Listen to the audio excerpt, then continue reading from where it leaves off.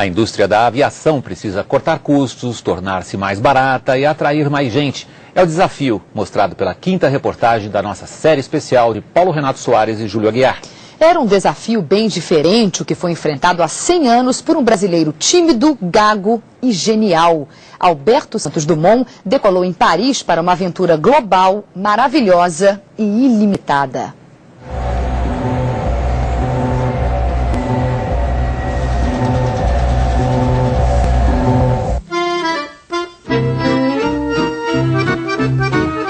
Voo de 65 metros de distância a 3 metros do chão.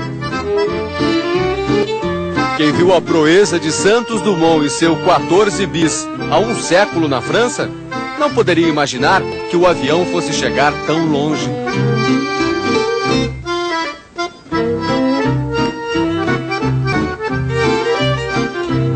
Essas máquinas mudaram a noção de que estávamos distantes de tudo. Depois da invenção, cruzar o oceano deixou de ser uma viagem de meses. Em 1930, o primeiro voo comercial transatlântico saiu de Paris com destino a Natal, no Rio Grande do Norte. Com 3 escalas, demorou 2 dias e meio. No Brasil, a aviação decolou a partir do fim dos anos 40, quando os Estados Unidos passaram a vender aviões usados na guerra a preços baixos.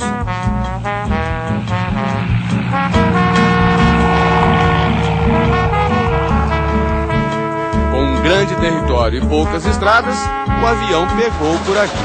Em 1948, o transporte aéreo regular já chegava a 342 cidades.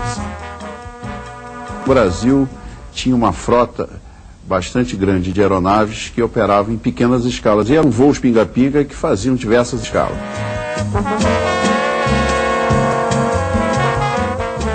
O país chegou a ter 20 companhias regulares. Fez parte do programa de Sua Excelência promover o movimento de apoio em prol da aviação. Tempo de glamour no ar.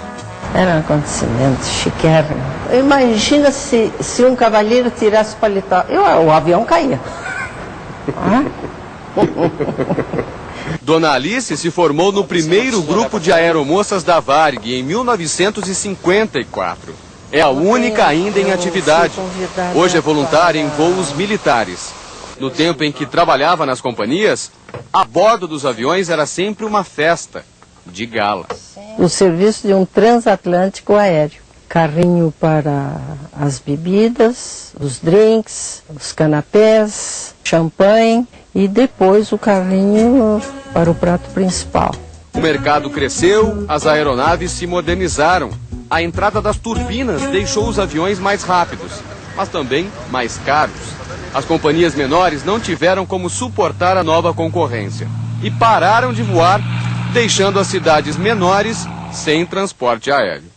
Em Pelotas, no Rio Grande do Sul, o aeroporto internacional não conseguiu permanecer operando nem mesmo depois de receber R$1 milhão em investimentos. O aeroporto chegou a ter 2 voos diários que ligavam a cidade à capital do estado, Porto Alegre. A média sempre foi de 5.000 passageiros por mês. Mas em 2002, a companhia aérea decidiu cancelar a linha, alegando falta de rentabilidade, o que deixou o terminal praticamente vazio. Agora, a pista é usada apenas por militares e empresas privadas. Um problema para quem depende do avião para trabalhar. Este empresário vai uma vez por semana para São Paulo, mas antes pega muita estrada. Porto Alegre e São Paulo, 1h30 de voo, né? Enquanto que Pelotas, Porto Alegre, nós temos 3h15 de carro, né? Então o tempo hoje custa muito dinheiro. Hoje, 97% dos voos nacionais são entre as grandes cidades. Apenas 126 municípios do país são atendidos pelo transporte aéreo regular. Nos Estados Unidos, que tem um território parecido com o do Brasil, são 400 destinos.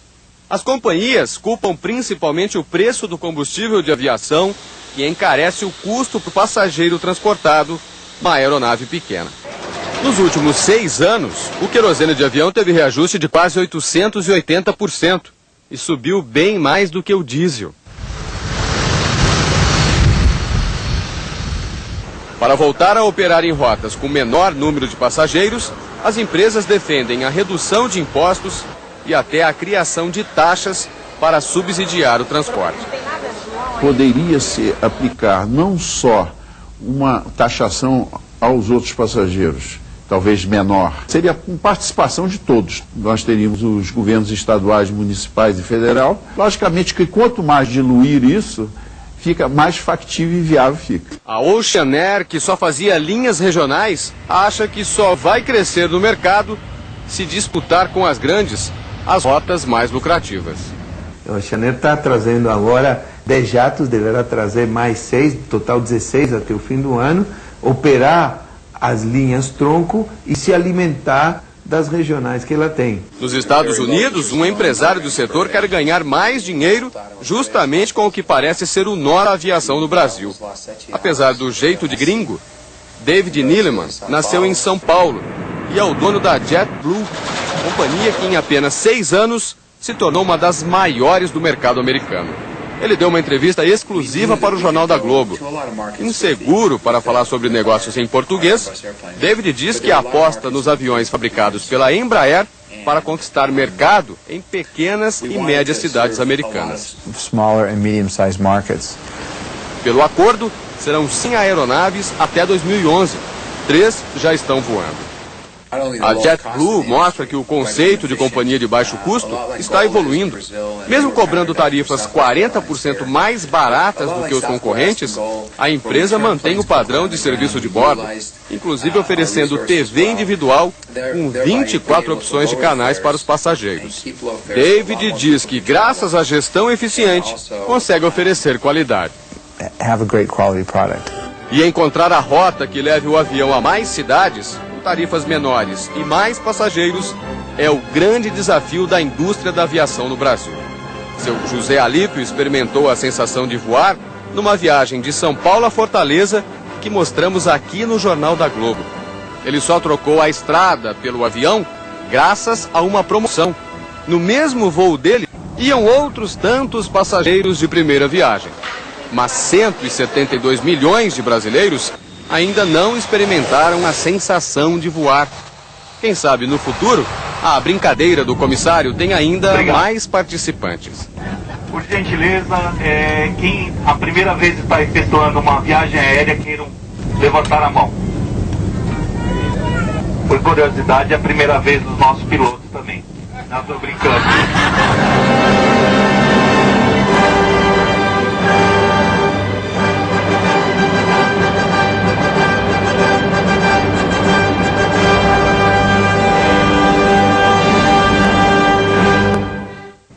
Você pode assistir a todas as reportagens da série Plano de Voo no site do Jornal da Globo na internet.